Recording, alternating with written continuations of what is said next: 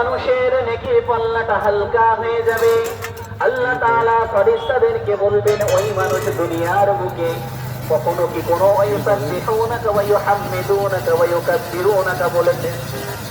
আল্লাহ বলবেন যে, হে ফেরেশতারা, এই মানুষটা দুনিয়া পৃথিবীর জমিনে কখনো কি সুবহানাল্লাহ, আলহামদুলিল্লাহ, আল্লাহু আকবার বলে থাকে? তাহলে এই মিজানের পাল্লায় এই শব্দগুলো তুলে দাও।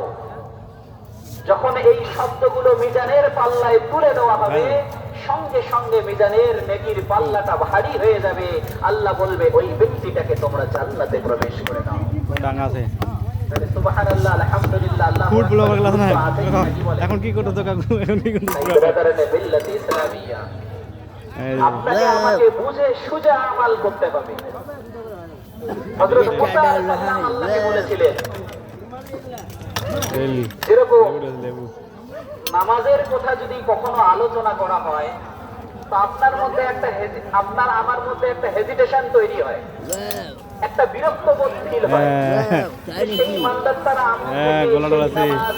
নামাজ এই এক শব্দ আর কত শুনবো?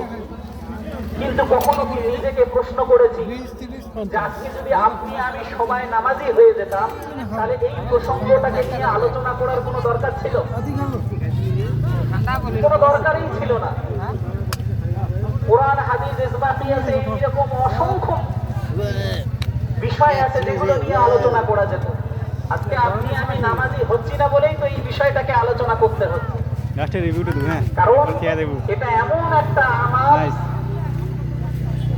যে আমালটা করলে নবী মুস্তাফা মেরাজের রাতে আল্লাহর সঙ্গে দিদার করেছেন এবং ওর মাধ্যমে ভাইরাল হবে কাকা। এমন একটা আমাল এসেছে আপনি আমি সারা 1 মিলিয়ন আল্লাহর সঙ্গে দিদার করতে পারি।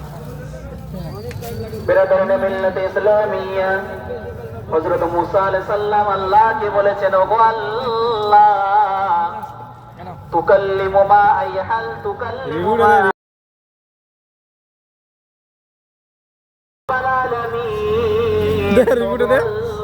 খুব সুন্দর।